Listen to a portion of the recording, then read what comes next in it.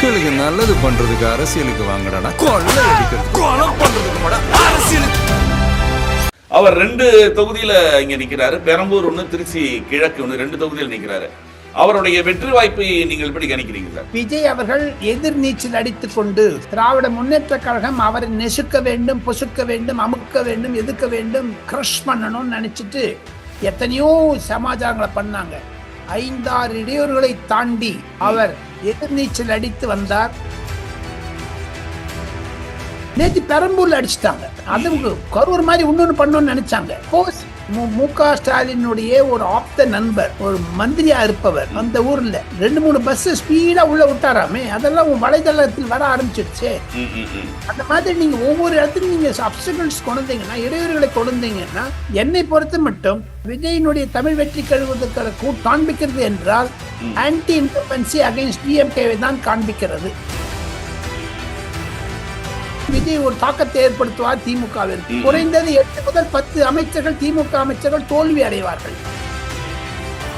Tamil Nadu police திமுக கையில் தான் இருக்கிறது என்பதை உறுதிப்படுத்தினார் பெரம்பூர் விஷயத்துல விஜய். தமிழக தேர்தல் அதிகாரி அர்ச்சனா பட்நாயக் என்பவர் திமுக ஏஜென்ட் என்று நான் சொல்லுகிறேன். காரணம் என்ன என்று கேட்டால்,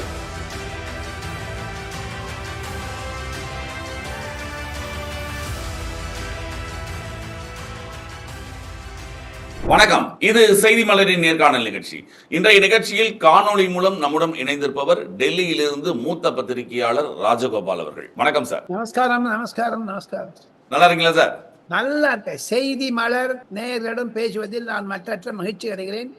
குறிப்பாக தங்களுடன் பேசுவதில். காரணம், சென்ற வீடியோ பார்த்து எனக்கு குறைந்தது 10 முதல் 15 தொலைக்காட்சி மூலம் போன் வந்தது, வாட்ஸ்அப் வந்தது. மிக மிக சிறப்பாக இருந்தது நிகழ்ச்சி. மிக்க நன்றி சார். சார், இப்ப தமிழகத்துல 2026 தேர்தல் இன்னும் ஒரு 20 நாள்ல நெருங்கி கொண்டிருக்கிற நேரத்துல இப்போ வேட்புமனு தாக்கல் எல்லாமே ஆரம்பிச்சாச்சு.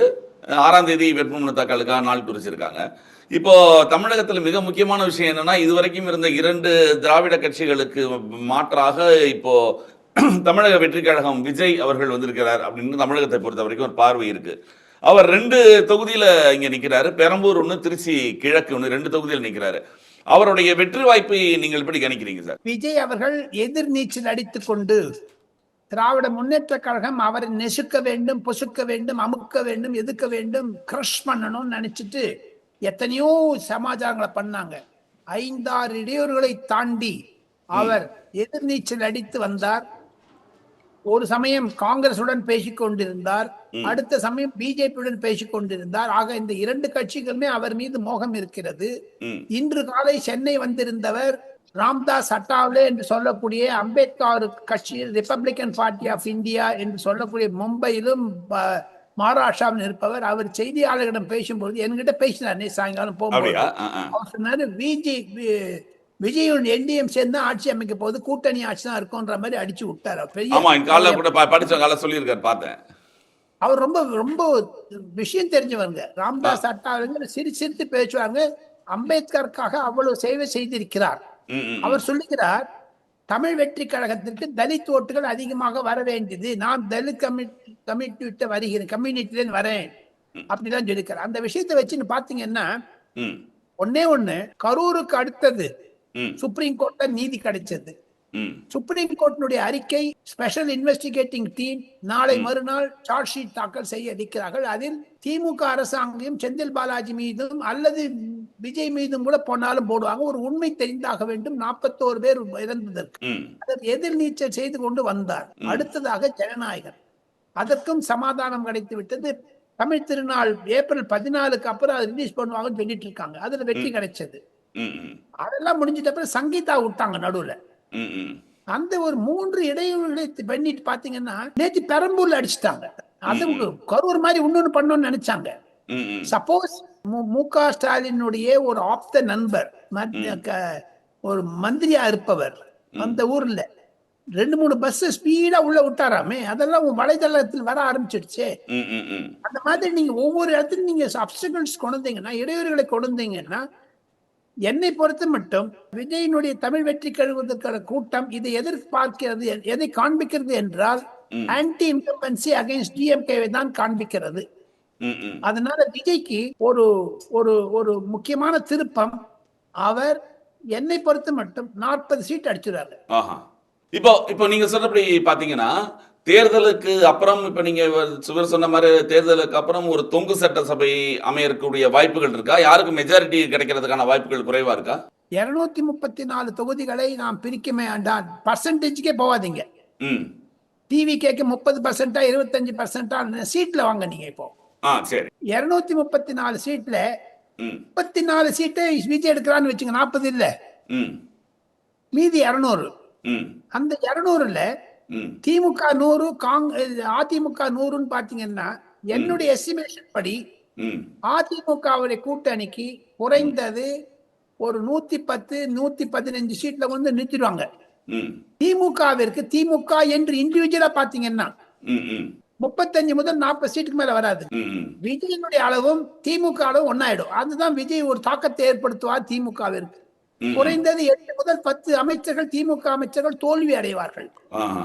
அதை தவிர நான் இன்னொரு புது பாயிண்ட் சொல்றேங்க. ம். எனக்கு கிடைச்ச அனாலிசிஸ் பிரகாரம் மொத்தம் தமிழ்நாட்டில் 234 தொகுதி. ம். அதுல டிஎம்கே எவ்வளவு போட்டி போடுறது, அதிமுக எவ்வளவு போட்டி போடுறதெல்லாம் விட்டுருங்க. ம். First time in the history of Tamil Nadu elections ம். 21 இடங்களில் ம். ம். விசிகாவிற்கும் நாம் தமிழர் கட்சிக்கும், ம். காங்கிரசுக்கும் பிஎம்கேக்கும், டிஎம்டிகேக்கும் பிஎம்கேக்கும், விசிகேக்கும் பிஎம்கேக்கும், சிபிஎம்க்கும் பிஜேபி, லேடிஎம்கே டிஎம்கே இல்லவே இல்லை அந்த 21 தொகுதியில.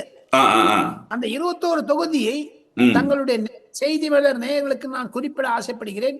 காங்கிரசுக்கும் பாட்டாளி மக்கள் கட்சிக்கும் சோளிங்கூர், பெண்ணகரம், மயிலாடுதுறை 3 இடத்துல போடுறாங்க. தோத்து போடுவான்னு அர்த்தமா, பயமா?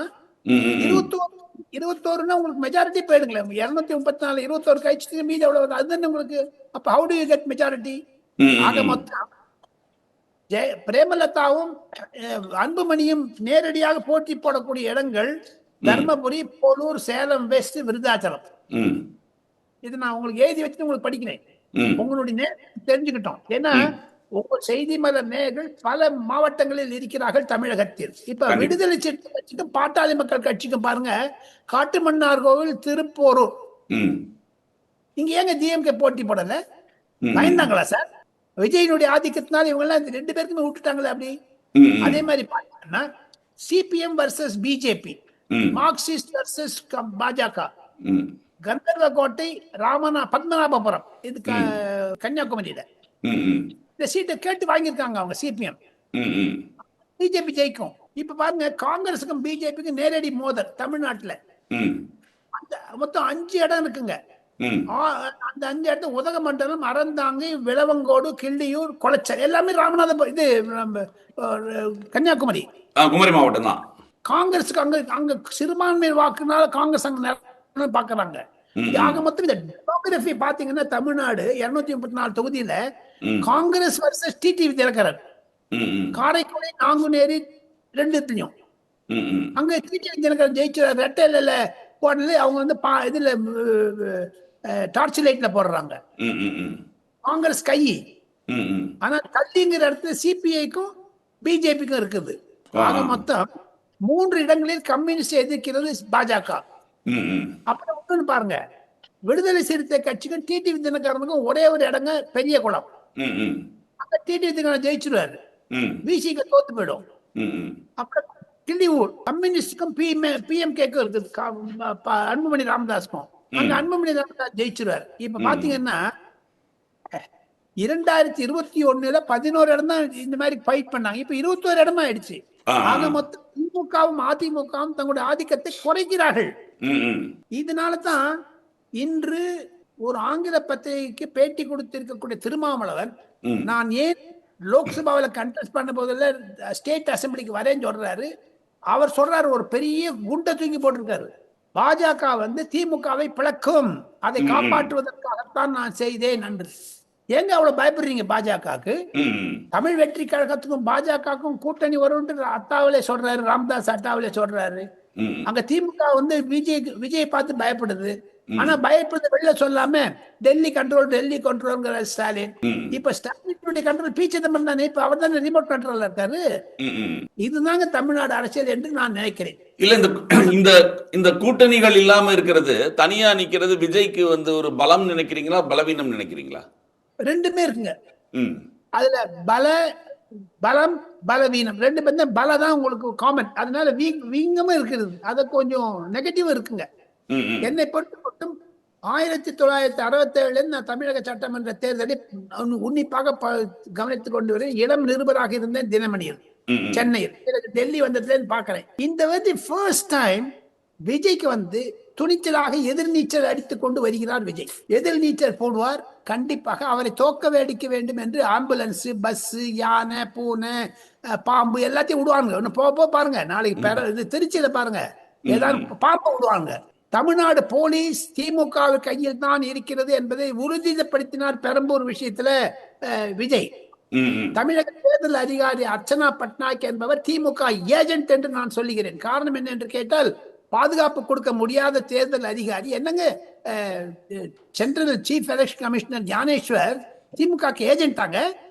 என்ன நினைச்சாங்க சார், தமிழ்நாட்டுல ஒரு பொதுக்கூட்டத்திற்கு அனுமதி கொடுக்காமல் ஒரு பொன்ராஜன் ஒருத்தர் பேசிட்டே இருக்காரு, பெண்களை விபச்சாரின்ட்டு அவர் கம்ப்ளைண்ட் கொடுக்க போனாரு டிஜிபி ஆபீஸ்க்கு. அதை பத்தி ஒரு ரியாக்ஷன் இல்ல தமிழ்நாடு போலீஸ்ல இருந்து.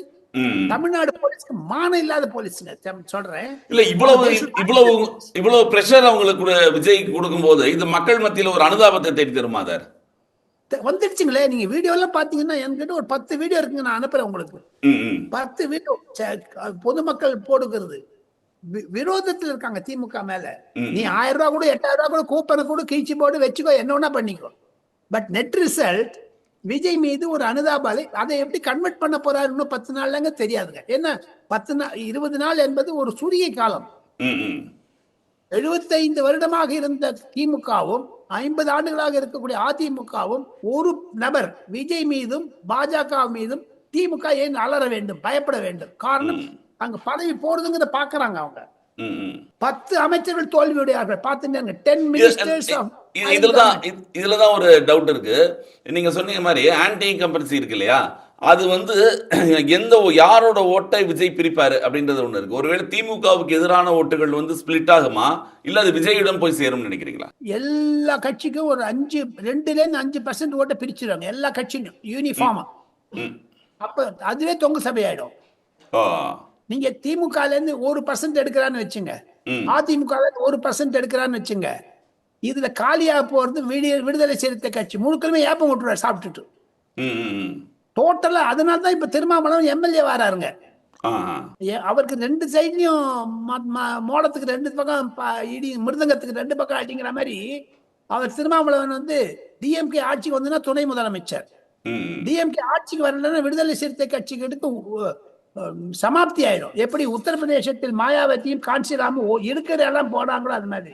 அதை தவிரங்க, ஆம்ஸ்டர்டாம் வழக்குல திமுகவுக்கு ஜால்ரா அடிச்ச விடுதலை சிறுத்தை கட்சி தலைவர் திருமாவளவன் எங்க நம்ம ஏடிஎம்கே நிக்குது சொல்லுங்களேன். நீங்க நம்ம நேருக்கு பதில் சொல்லணும். இந்த காமெண்ட்ஸ்ல எழுதுனாத்த நான் ஒண்ணு பேசினாலும் நீங்க பேசினாலும் நம்ம கருத்துக்கு உருவாகும் சமயத்தில் இதற்கு பதில் வேண்டும். திமுகவிடம் இருந்தும் சரி, அதிமுகவிடம் சரி. ஏன் கண்டெஸ்ட் பண்றாங்க? திருமாவளவன் ஏன் விட்டாரு அம்மாவை? அவன் மியூசிக்கல் ஏன் விடல? அந்த அம்மா ஏன் அதிமுகவுக்கு போகுது? மாயாவதி வந்தாங்களே அவனுடைய உடல் தகனம் செய்யும் பொழுது, அப்ப பக்கத்தே இருந்த விடுதலை சிறுத்தை கட்சி. ஆக மொத்தம் மாயாவதிக்கு ஏற்பட்ட கதி விடுதலை சிறுத்தை கட்சிக்கு தமிழகத்தில் ஏற்படும். போன வாட்டி 84 ஓட்டு தான் தோத்து போனார், 8400 ஓட்டுல எம்பி.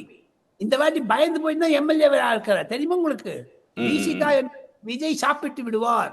அது விடுதலை சிறுத்தை கட்சி என்பது விஜய் சிறுத்தை கட்சி ஆயிடும் கட்சியில. பாத்துட்டே இருந்து இப்போ விஜய் அவருடைய இந்த இளைஞர்கள் ஃபுல்லா விடுதலை சிறுத்தைகள்ல இருந்த இளைஞர்கள் ஃபுல்லா இப்ப இந்த பக்கம் வந்திருக்காங்க இல்லையா? ஆமா ஆமா. At least 75% of VCK voters, Dalit voters, Dalit Christian voters are with Vijay. இந்த மைனாரிட்டி ஓட்டு பொதுவாகவே டிஎம்கே தான் எப்பயுமே இருக்கும் இல்லையா? இப்ப அந்த மைனாரிட்டி ஓட்டுல கிறிஸ்டியன்ஸ் ஓட்டை இவர் பிரிக்கிறாரா? இந்த வாட்டி இருக்காது. முஸ்லீம் ஓட்டு வந்து எடுத்துப்பாங்க. ஆனா முஸ்லீம் ஓட்டுல காங்கிரஸ் கொஞ்சம் போயிடும். அதுலதான் பயப்படுறாரு ஸ்டாலின். ஒண்ணு பாருங்க, இப்ப மதுரை ஒரு சின்ன உதாரணத்தை எடுத்துங்க. மதுரையில பிள்ளைமார் அதிகங்க, மார்வாடி இருக்காங்க நிறைய பேர், சௌராஷ்டிரன் இருக்காங்க. ஆமா. அதை தவிர கிறிஸ்டின்ஸ் இருக்காங்க, முஸ்லிம்ஸ் இருக்காங்க, முஸ்லிம் டாமினேஷன் இருக்காங்க.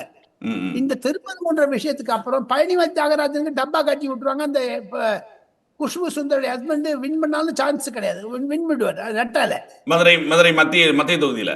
ஆமா, அங்க அந்த விசிகா வந்து சாரி, அங்க வந்து தமிழ் வெற்றிக்காரங்க வந்து ஓட்டை பிரிச்சிருங்க. அது செல்ஃப் பண்ணும் பிஜேபி. ஒவ்வொரு இடத்துல இப்போ கேரம் போர்டு அப்படி அடிச்சிங்கன்னா சதறுது பாருங்க காயின். அந்த மாதிரி தமிழ்நாடு எம்எல்ஏக்களை சதறி போயிடுவாங்க தம்பி. இப்போ இப்போ விஜய்க்கு கொடுக்கக்கூடிய அழுத்தம் வந்து நீங்க சொல்ற மாதிரி மக்கள் மத்தியில ஒரு அனுதாபமா மாறக்கூடிய வாய்ப்புகள் இருக்குன்னு சொல்றீங்க இல்லையா?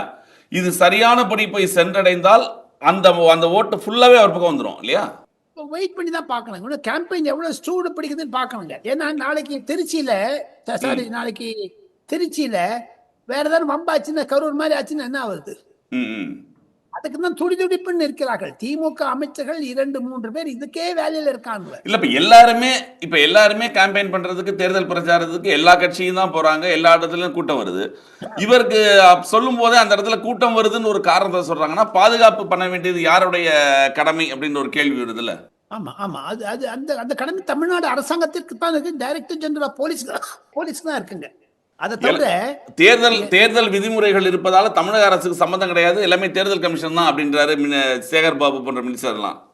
காரணம் என்னன்னா, பாம்பு வந்தது, ஆம்புலன்ஸ் வந்தது, யானை வந்தது, பூனை வந்தது, ஒட்டகம் வந்ததுன்னா விஜயனுடைய கூட்டத்தை அதை திமுக பண்ணிட்டு மோடி மேல பழி போடுறதுக்கு பாக்குறாங்க. கரூர் மாதிரி எங்களுக்கு இல்லை. ஏன்னா கரூர் ஜட்ஜ்மெண்ட் வந்ததுன்னா திமுக அரசாங்கமே அவுட் ஆயிடும், கொஸ்டின் மார்க் வந்துருங்க.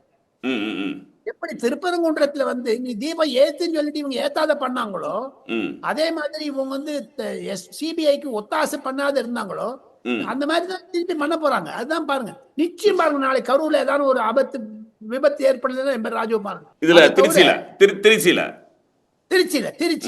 அவ்வளவு எவ்வளவு பயப்படுறாங்க விஜய்க்கு பார்த்துட்டு. எடப்பாடி பார்த்துட்டு எங்க பயப்படுறாங்க? எடப்பாடி பழனிசாமி அவ்வளவு கூட்டம் வருதுங்க. இப்ப தமிழ்நாட்டுல புதுசா நான் ஒண்ணு பாக்குறேன், எலக்ட்ரானிக் ரெவல்யூஷன்ல, டிஜிட்டல் ரெவல்யூஷன்ல எல்லா கூட்டத்திலையும் போன வாட்டி ட்ரோன், இந்த வாட்டி எல்லா கூட்டத்திலும் 5 ட்ரோன் விடுறானுவ. அது விஜய்க்கு எடப்பாடிக்கு பழனிசாமி ஸ்டாலின் கூட்டத்தை கும்பலே இல்லைங்களே சார். ஏங்க ஸ்டாலின் கூட்டத்தை கும்பல் இல்லா போகுது? நேத்தி பாருங்க, கொளத்தூர்லயே விஜய் பிரச்சாரத்துக்கு போனாரு, கொளத்தூர்ல ஸ்டாலின் தொகுதியிலேயே. அந்த 2 பஸ் வருதை தவிர அந்த ஜீப்பு கும்பலே இல்லைங்களே பின்னாடி. அதை தவிர இப்போ அந்த சி சுந்தர் சொல்லியிருக்காரு கொஞ்ச நாளைக்கு முன்னாடி, நான் வந்து விஜய் பத்தி டிஸ்கஸ் பண்ண மாட்டேன், எனக்கு ஃபைட் வந்து டிஎம்கேவோட சரி, நான் ஏடிஎம்கே தேர்ந்தெடுக்கிறேன். ஏன்னா எல்லாருமே விஜய் பத்தி பேசுறது பயப்படுறாங்க பாருங்க. இப்ப திமுகவுக்கு மட்டும் பயம் கிடையாது, அதிமுகவுக்கும் விஜய் மேல பயம் இருக்குன்றீங்க இல்லையா? பாஜகவும் இருக்குங்க, பாஜகவும் இருக்கு, காங்கிரஸுக்கு இருக்கு. காங்கிரஸ் பயம் இல்ல, கூட்டணி வச்சுக்கணும்னு பாக்குறாங்க. அதனால ராகுல் காந்தி இது வரைக்கும் ஸ்டாலினோட பேசாத இருக்காரு. ஒரு ரோடு ஓபன் பண்ணி வச்சிருக்காங்கல்ல. எங்க எல்லாத்த தவிர ஒரு முக்கியமான நான் உங்களை கேட்கிறேன், செய்தி மலர் நேயர்கள் தெரிந்து கொள்ள வேண்டியது, 6 மாசம் ஆச்சுங்க, எங்க ஸ்டாலினும் ராகுல் காந்தி பேசவே இல்லை. உங்ககிட்ட மொபைல் இருக்குதா? பக்கத்துல இருக்குதா? காமிங்க. என்கிட்ட மொபைல் இருக்குதா? காமிக்கிறேன். ஒரு போன் பண்ண கூடாதாங்க அந்த மொபைல்? நான் என் மொபைல் ராகுல் காந்திக்கு தர தயார். நீ தயவுசெய்து பேசியா ஸ்டாலினோட. ஸ்டாலின் மீது பிறந்த நாள் வாழ்த்துக்கள் கூட ஒரு மொட்டையா தான் இருந்தது. ஒரு அன்பு சகோதரர், நண்பர், அதெல்லாம் எதுவுமே இல்லாம தானே இருந்தது. அது திமுக முதுகில் குத்தினார் ராகுல் காந்தி அரசியல் ரீதியாக. அதுக்குதான் நம்ம திருமாவளவன் பதில் சொல்லாது, பிஜேபி மேல சொல்றாரு திமுக பழக்கம்னுட்டு. திமுகவை பழக்க வைத்தது ராகுல் காந்தி இல்ல. அதாவது இங்க இருக்கக்கூடிய காங்கிரஸ் லீடர்லயே குறிப்பிட்ட ஒரு 4-5 பேரை தவிர எல்லாருக்குமே தாவேகாவோட போகணும் அப்படின்ற எண்ணம் தான் இருந்தது அப்படின்ற மாதிரி கேள்விப்படுறோம். தொண்டர்கள் மத்தியிலையும் அந்த இது. அப்போ இப்ப திமுகவும் காங்கிரஸும் இணைந்து எப்படி வேலை பார்ப்பாங்க? தொண்டர்கள் வேலை செய்ய மாட்டாங்க. நீங்க காங்கிரஸ்காரன் திமுக காங்கிரஸ்காரன் வேலை செய்ய மாட்டான் தம்பி. நான் உடனே சொல்றேன், இப்போ பாருங்க, நேற்று பியூஷ் கோயல் வந்தாரு சென்னைக்கு. அண்ணாமலையே பாண்டிச்சேரியில் ஹெலிகாப்டர் உட்கார வச்சு பேசி அந்த சார்ட் ஷீட்டை ரிலீஸ் பண்ணாங்க. நாளைக்கு இன்னைக்கு ராத்திரியும் நாளைக்கு காத்தாலே பிஜேபி லிஸ்ட் வரப்போகுது. பிஜேபி லிஸ்ட் மேல ஒரு சண்டை இருக்குது பாஜகக்குள்ள. ஆனா ஒரு ஒற்றுமை வேற்றுமையை பாருங்கள். செய்தி மலர் நேயர்களுக்கு சொல்லிக் கொள்ளுகிறேன், பாஜகவில் சீட்டு கொடுக்கறதுக்கு முன்னாடி சண்டை, ம், ம், காங்கிரஸ்ல பாருங்க ஜோதிமணி சொல்லி சீட்டை வித்துட்டாரு. ம், ம், சொல்ல பெருந்தகை 5 கோடிக்கு வித்துட்டாரு. ஜி.கே. மணி பையனை வாங்கிட்டாரு. ம். ஆனால் காங்கிரஸ்ல தேர்தல் 28 சீட் அனௌன்ஸ் பண்றதுக்கு முன்னாடி சண்டை, அனௌன்ஸ் பண்ண அப்புறம் சண்டை, அனௌன்ஸ் பண்ண அப்புறம் பிளவு இருக்கும் பாருங்க, விஜயோட போடுவாங்க பாத்துட்டு இருக்கு. ம், ம், ம். இதுதான் அறிவிக்கப்படாத ஒரு கூட்டணியா காங்கிரஸ் வந்து தாவேக்காவோட நிக்கும்ன்ற மாதிரி சொல்றீங்க இல்லையா? ஆயிடுச்சுங்க தம்பி. அது அதே மாதிரி தான் இருக்குங்க சார். இன்னைக்கு தேதி வச்சீங்கன்னா எழுதி வச்சுங்க தயவு செய்து. ம். திராவிட முன்னேற்ற கழக கூட்டணியில் இருந்து கம்யூனிஸ்ட் கட்சிகள் கண்டிப்பாக 2029 நாடாளுமன்ற தேர்தலில் விஜயுடன் சேர்வார்கள். ம், ம், ம். இந்த தேமுதிகவும் சரி மதிமுகவும் சரி எடப்பாடி பழனிசாமி சேர்ந்து ஆட்சி அமைப்பார்கள். எழுதி வச்சுங்க. திமுக கூட்டணி உடையும். ம், ம். காரணம் விஜயனுடைய இன்ஃபுளுன்ஸ். ம். விஜயனுடைய இன்ஃபுளுன்ஸ் ஓட்டு எங்க பிரிப்பான்னு கேட்டீங்கன்னா போஸ்ட் எலெக்ஷன் சினாரியோல பிரிப்பாரு. ஓஹோ. அந்த போஸ்ட் எலெக்ஷன் சினாரியோ வந்ததுன்னா எடப்பாடி பழனிசாமி தான் முதல்ல நிறுத்தத்துக்கு அமித்ஷா ட்ரை பண்ணுவாருங்க. திமுக வரவுடன் பண்ணுவாங்க. 29 வரக்கூடாது. அதுக்காக தான் அவங்களுக்கு. அப்போ திமுக தனிமைப்படுத்தப்பட்டு அதிமுகவும் இவங்களும் விஜயும் தாவேக்காவும் சேர்றதுக்கான வாய்ப்புகள் இருக்கு தேர்தலுக்கு பின்பு இல்லையா? காங்கிரஸோட விஜய் போயிட்டாருன்னா பிஜேபி தொடாதுங்க அவரை. ம், ம். இப்போ இந்த ஜனநாயகன் நீங்க சொல்ற மாதிரி ஏப்ரல் 14க்கு அப்புறம் ஜனநாயகன் ரிலீஸ் பண்ணாலே அதுவே அவருக்கு ஒரு கொஞ்சம் பிளஸ்ஸா இருக்கும்ல இவருக்கு விஜய்க்கு. அதுவே ஒரு பிரச்சாரம், ஒரு பெரிய பிரச்சாரம் தானே அதுவே. ஏங்க ஒண்ணு யானை தல் மேல மண்ணு மாதிரி போட்டு அந்த மண்ணு பின்னாடிக்கு மேல இறக்கல. ஆமா. திமுக அதான் பண்ணிச்சு. தன் மேலே மண்ணை போட்டாங்க. அது தலைக்கே மண்ணு ஆயிடுச்சு. ம், ம். எவ்வளவுதான் நீங்க ஜனநாயகம் நிறுத்தினாலும் குரூஷியல் டைம் அப்பவே ரிலீஸ் பண்ணி விட்டுருந்தீங்கன்னா சரியா போயிருக்கும். மக்கள் மறந்து போயிருப்பாங்க தெரியும் இல்லையா? பாதி பேர் மறந்து போயிருப்பாங்க. இன்னைக்கு 14ஆம் தேதி விட்டாருன்னு வச்சுங்க, ம். அவ்வளவுதான் அவுட். இப்ப 100 கோடி போட்டாருன்னா ஒரு 200-300 கோடி வாங்கிடுவாரு. ம், ம். அதுல எதுவும் சிக்கல் வராதா தேர்தல் நேரத்துல இந்த படத்தை ரிலீஸ் பண்றதுக்கு? அதனால ஒன்றும் தேர்தல் கமிஷனுடைய இதெல்லாம் விதிமுறைகள் எதுக்கு சம்பந்தம் இல்லையா? அதுவும் அதுக்கு திமுக முயற்சி செய்யும் கண்டிப்பாக. ஆக மொத்தம் 2026 பொது தேர்தலுடைய 2-3 கருத்துகள்.